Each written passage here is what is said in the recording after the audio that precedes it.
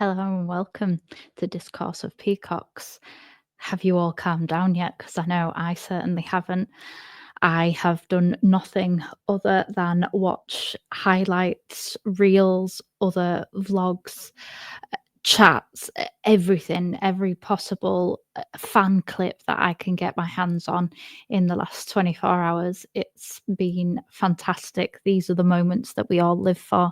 And if you've been living under a rock, what I'm talking about is Sheffield United 1, Leeds United 3, in a game where the Peacocks didn't start out very well. For the first 25 minutes, I would say that Sheffield United were by far the better team, and they certainly deserved to be a goal up, even though in the end we actually gave it to them. The scoreline, I do think by the end does flatter Leeds. I think it probably should have been more like the Sunderland score of 2-1 instead of 3, but I am not complaining. This is what winning teams do. This is what title winning teams do, is they get games that they don't necessarily deserve. I'm not saying the overall game we didn't deserve, but maybe the scoreline does flatter us. But I am happy with that, because how many times have we been frustrated with Sheffield United, with Burnley, with Sunderland, with, all other teams, but especially the teams in and around us, getting those last minute winning goals, the last minute equalisers when they haven't been the better team. The scoreline that Burnley got the other day against Sheffield Wednesday, it was not a 4-0 kind of game, but again, that's what winning teams do. That's what teams who are going to succeed do in the end. They beat the odds, get the results when they're not necessarily deserved. And we did that. And I am so happy for it. Today, we're going to have the good, the bad, and the nous. And let's get straight into it. I've got so much, so I'm going to really, really try and rattle through this as quick as I possibly can. Obviously, straight in with the good. I thought Rodon protected the backline brilliantly. I thought that he was everywhere. His reading of the game, especially in the second half, really kept us in it. I thought his communication with Meslier, sometimes it was fantastic. Sometimes they got in each other's ways, but it didn't actually, do us any damage in the second half. He possibly lost his man for the opening, goal/attack, because obviously it was an own goal in the end. But other than that, I think Rodon's performances over the last few games, because we've been scoring so many, have kind of gone under the radar. So I really want to give him some props for how effective he has been, because I was critical of him at the beginning of the season. I thought the curse of the lone player versus the now fully bought player had struck again, with his performances not being of the standard of last season. My God, he has proven us all wrong with that. So I am very, very happy. I thought Solomon in the first half, especially, he was our creative half. I will get on to the kind of the downside of Solomon, but in terms of, you can just tell with his little movements, with his reading of the game, with his ability to take on players, that he is above the championship. And if he hadn't have had such a poor injury record, there's absolutely no chance he would have come to us on loan. So I do feel very grateful and borderline honoured that a player of his capabilities has come down to the championship to help us get back up. And I do hope that we give him a home when we go up. I really do, because I think that feeling of continuity, but that feeling of that a player is suitable to where we want to go. We don't have an entire team of players that are going to be our first choice next year, but Solomon, I feel he will be one of the first people on the team sheet, even in the Premier League. Dan James, I didn't think it was his best performance, but I don't know whether that was fully down to Dan James or whether that was the fact that Sheffield United actually marked our wingers incredibly, especially for the first kind of 55, 60 minutes. I thought they did a brilliant job of nullifying Dan James. But even though he was a marked man, he still came out with 2 assists, and when you can have a relatively quiet/poor game and still come away with 2 goal contributions, again, it's another sign of a winning mentality. Um, Firpo, what a header. What an absolute header. Obviously, he'd missed the header a couple of minutes before.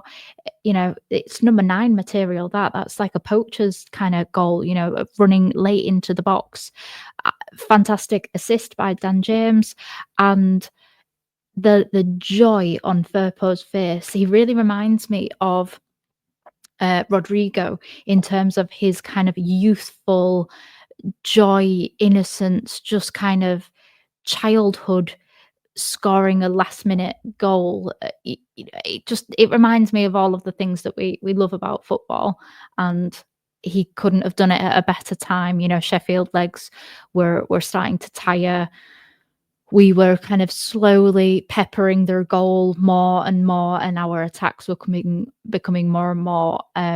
It was a matter of when, not if we scored, but I was glad that it was him. Um, Rothwell set pieces, again, he is a deciding factor for where the momentum shifts when he comes on the pitch. And even though technically he doesn't get the assist because his corner that we got for the second goal, when corner, Strauch's head down to Tanaka in crazy limbs, absolutely insane. I thought we were going to have a pitch invasion when I was watching it. And I he really is that kind of game changer that we were really missing last season. Who would have thought that somebody who was playing against us at this point last season would actually come and be a game changer for us this season? It's a funny old world. Pirro, wow, that ball was going so hard that there was no kind of spin. You could just see the ball. It was like frozen in motion whilst it was just, heading out. It was like a bullet just heading into the goal, and the space as well, or should I say lack of space. He just kind of saw this little kind of glimmer in the goal and just shot for it. It was absolutely incredible. And I know that you take that goal away and we still win the game. So therefore, it wasn't necessarily a game winning goal, but it was a full stop, in my opinion, because there was still Tanaka's goal. What time was that? That went in 89. So there was still going to be 5 or 6 minutes. And, I'm not going to diminish how good Sheffield United have been. And again, like I said, the last minute goals, that would have been so heartbreaking to have turned the game around in the dying minutes of the game to then drop points. So Pirro's goal just kind of put an absolute full stop at the end, saying, "No, we've won it.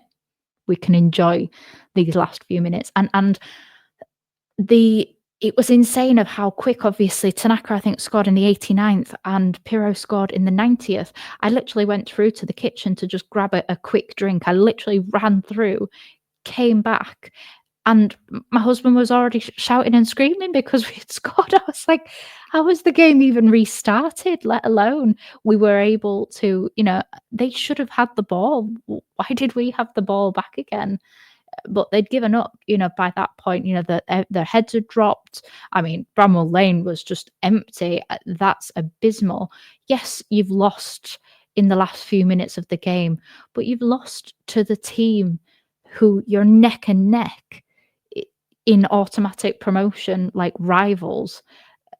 It's not, they haven't lost to Plymouth. They haven't lost a last minute to QPR. They haven't lost a last minute goal to Portsmouth, to Luton, to Derby. They've dropped points to a team that in every possible metric other than actual goals conceded, we top all of them. So it's not necessarily, it's a painful result, but it's not a I'm going to stop supporting my team and leave 10 minutes early kind of result. It's just embarrassing. Um, I want to give an honourable mention to Nonto because even though the goal didn't go in, it was an incredible shot and an impressive save by Cooper as well. You know, both sides performed brilliantly in that specific action. It was, you know, a Somerville-esque goal from last season. I was very happy that he got that shot off, and I was gutted for him that it didn't turn into a goal because I do think that he could do with some goal contributions to give himself a little kind of like, hey, fuck, don't forget I'm still here. I'm still an option. But I think I still felt that he came on and made a difference because of the fact that, you know, we then got, a corner out of it. And yeah, well done. Well done to Nonto. Gruev header off the line. Obviously, it was a very crucial save. We were a jittery wreck in the first half of the game. Well, from the opening seconds of the game, it was all Sheffield. But I actually think that worked to their detriment in the end because they ran out of steam. And I will come onto that later. Meslier made some good saves in the second half. We'll get on to the first half in the bad section, but he did make some crucial saves, some fairly impressive saves. Not worldy saves, but it was like basic plus in terms of what you would expect him to save and what you would expect him to struggle with. And actually, in the second half, everything that was thrown at him, he handled with a hell of a lot more composure than he had done if those goals had been, if those shots had been fired at him in the first half. So well done, Meslier, for after half time not letting your head drop. Again, probably on the manager that. Let's get on to the bad because, let's not sugarcoat things. There were plenty of bad things even in a winning game that we have to think about. Let's go straight back to Meslier. I felt bad for him in terms of the actual goal or own goal that he conceded. There were some difficult factors. He actually made a really good save with the first initial shot, and then the bounce of the ball. Obviously, we've all seen it slowed down. We've seen it from different angles. When you're in that moment, it's quite difficult to kind of take everything in on board. Strout comes in to try and help him, but ends up actually knocking him off balance. And maybe if Strout wasn't there, Meslier is able to, he knocks it in with this hand, but he's potentially able to knock it back out with his other hand. And instead, he can't find his balance because Strout's coming in behind him and, knocks him off, which means that he can't get back to his feet, knees, whichever part of his body he was standing on at that point. And then obviously he can't stop his own goal. He looked anxious before that, and he looked very, very nervous for the next 20 minutes. Sheffield United had a good few chances, actually. They missed an open net because nobody was actually there just to tap the ball in. Meslier was the complete other side of the net. It was completely open, but nobody took that option. Firpo made an interception when, and gave away the corner because, again, it was 100% going to be another goal. And we go 2-0 down in those first 20 minutes. I think the best that we can hope for is a draw in that game because the momentum completely shifts. Everything, everything turns on moments. Gruev, other than the incredible header off the line, was not great. He hasn't been fantastic the last couple of games. I tried to give him the benefit of the doubt in the previous one, but he gave the ball away quite a few times. Some of his passing, which obviously was he got such plaudits last season for his pass accuracy. It was often in the high 80s and 90% range, and he was just being quite sloppy. The whole team in general, especially in that first half, was sloppy in possession. Sheffield United, their press was impressive. but we were making it easy for them as well by not doing the basics correctly. And yeah, Gruev, I can understand the logic again about having Gruev on, especially for away games, and I will come on to that. But he he wasn't on form, and there's no getting around that. Obviously, Ampadu, really bad news that he could potentially be out about for the rest of the season. He's got to have surgery on his opposite knee that he got injured earlier on in the season, which is just really bad luck considering he played every single minute of every single game essentially for us last season.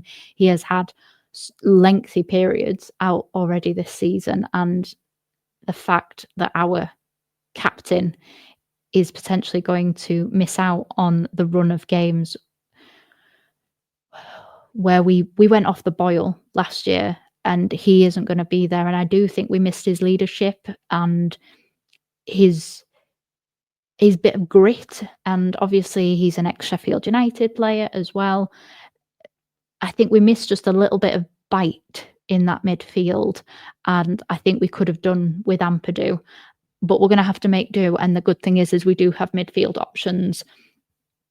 We're in a better position than we were last season. We're not playing catch up, but we also have a bit of depth in midfield. It's the centre back cover that obviously is the issue now, because if Strauch or Rodon go down injured, Byram is our real only option. Schmidt, maybe. Yeah. No, thank you to Gilavogi. I think he's a fantastic person. But no, I don't ever want to see him play centre back again. But yeah, that could have really, we saw what the news of Georgie leaving did to the team. I know it's different circumstances. I'm not trying to identically compare the two situations, but when you receive, season-changing news right before a game, it can affect the entire mindset of the team. But it didn't. Yes, we struggled, but we only conceded one goal. It wasn't Crystal Palace vibes where we just got absolutely damaged for 15 minutes and then there was just no possible comeback. We held on, and again, that's what winning teams do. I thought Bogle and Firpo got beaten a lot in the first half. I think halftime came and whatever was said worked, because they didn't seem to be getting the same joy out of exploiting, going down the wings. I thought there was a lot more defensive work being done by the wingers, which again, they were being a bit selfish, the wingers, which is something, especially of Dan James, that we don't often see. But I thought all three front players in the first half were selfish. For as much as Solomon was our most creative output in the first half, he also took on shots that weren't the best option for the team. There was a pass that was on for Pirro 2 or 3 times, or for Dan James, and he didn't pass until it was too late, and then he had to take the shot on himself, which is exactly what Somerville did last year. And I used to criticize Somerville for doing the same thing. So again, I think whatever the talk was at halftime did the world of good, because they came out and they were much more like the team that we've seen over recent weeks, and the selfless team. And we needed that in the second half in order to get it over the line and obviously get the equaliser. That's all the bad. So let's go on to the Nous. Now, I've actually probably got my most notes about this. Dan James made a comment in one of the interviews afterwards to say that Farke, during the second half of the first half, instructed them to go to a kind of a 4-4-2 formation and become more compact in the midfield, because we were getting overrun, the long balls over the top to Brereton Diaz, I believe. They just kept on cutting us open every time. And once we kind of regained our composure, changed our kind of structure and formation a little, we closed their opportunities down, and that's when Solomon started getting opportunities on the counter because we were a lot more solid in our defensive structure. It then allowed the attacking players to actually do what they're supposed to do. Obviously, I've critiqued Gruev and said that he didn't have the best game. But in theory, Gruev protects us. He makes us defensively solid. He covers, he moves into the centre back position or kind of left back or right back position when Bogle and Firpo are kind of bombing forward. It's not necessarily Farke's fault that Gruev hasn't been at his best for the last couple of games, but I get the reasoning behind it, because out of the two players, Rothwell is far more likely to make a difference, to be a game changer off the bench. Gruev isn't. And if you either haven't scored, you've only conceded one, or you've only scored one, you are fully in that game at that point. Whereas, because Rothwell is very forward thinking, he does love a good tackle occasionally, but Gruev is certainly more defensively minded, so I can understand away from home the need for Gruev. I just hope Gruev can improve his performances, because we don't have Ampadu to fall back on at the moment. So we really need Gruev to step up. If Farke persists in his vision of protecting the back line for as long as is needed in order to be comfortable or to remain in the game if the opposition have taken the lead, like Sheffield did. But yeah, Farke's quite patient. He's quite reserved. He's quite organised and controlled. And I feel that his training and his trust and his belief in the players are what gave him the competitive advantage against Wilder, because obviously Farke had a ridiculous touchline ban after, being human and celebrating with a last-minute winner. But he beat Wilder when he wasn't even on the pitch. He was sending instructions by a little, not walkie-talkie, you know what I mean, headset thing. And that must really annoy Wilder. You've beaten him away from home at Ellen Road. He's beaten him in his own back garden, and he didn't even have to be on the sidelines to do it. He didn't even have to be there, because that team is so well drilled, and so everybody knows what their job is, whether Farke is present or not, and that is the sign of a good manager. That's the sign of a good game plan. It's the sign of a team that trusts one another, trusts their manager, and not only trusts them, but can see everything that he's been going on about for the last 2 years coming to fruition.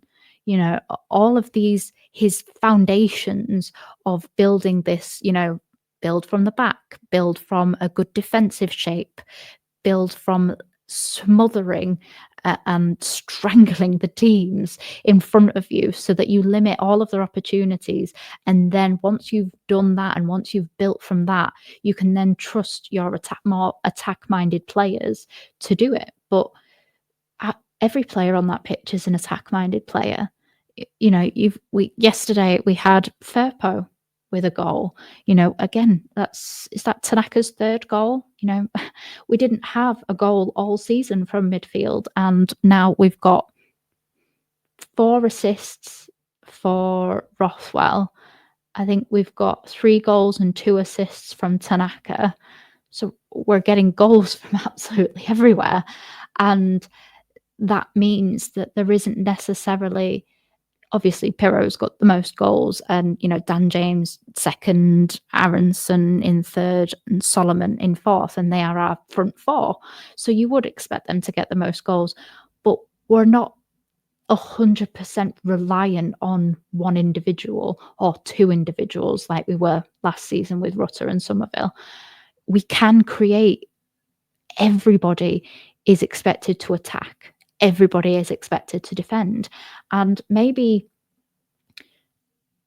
one thing that I really do believe in the last 2 games, not only has our mental attitude in terms of the belief in what we're doing as won us the games, I actually think that Farke's training, Farke's has created a good balance of fitness and rest and recuperation and all of the little things that we don't see, the fact that the teams will stay there, stay at away games. Obviously, Sheffield is different because it's local, but they will stay there, they will sleep there so that they will then go back the following morning so the players can immediately rest and heal their bodies. And I feel that this build up, maybe the slow, boring games from earlier on in the season have been quite they've been building fitness overall, longevity, and hopefully all of that kind of retained energy that we've had throughout the course of the season by not going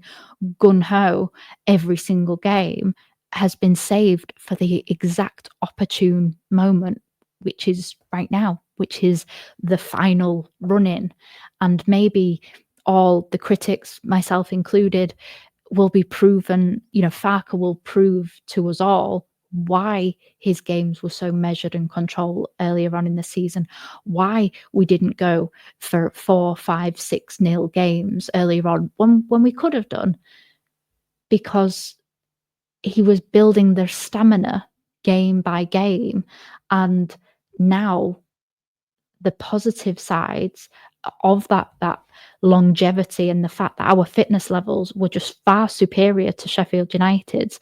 They looked tired from about 55 minutes because for the first half they were just all over us, or maybe the first 25 minutes, and then we did come into the game, but they didn't go backwards. They just weren't necessarily as kind of in your face as for the first 25.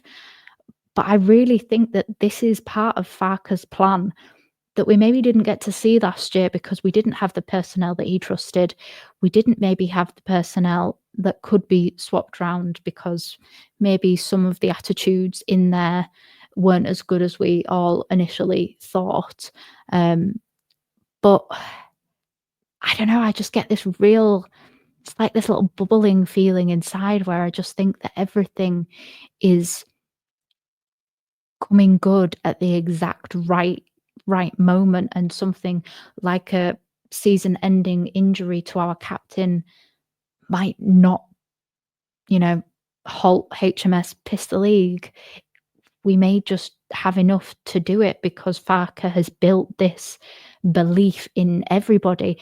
Everybody was happy, running the togetherness. It's just so heartwarming. And we really all have to enjoy this journey because we're breaking records left, right, and centre, and we're probably not going to see those records broken next year.